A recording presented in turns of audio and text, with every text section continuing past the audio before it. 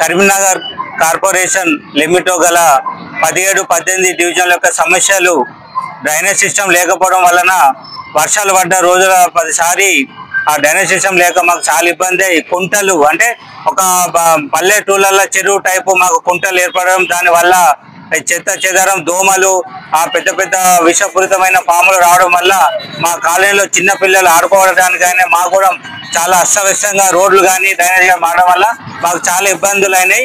దీనికి గాను ఈ రోజు మా కాలనీ వాసులు 17వ డివిజన్ 18వ డివిజన్ ప్రజలు మా యొక్క అందరం కలెక్టర్కి ఈ రోజు వినతి పత్రం ఇవ్వడం జరిగింది.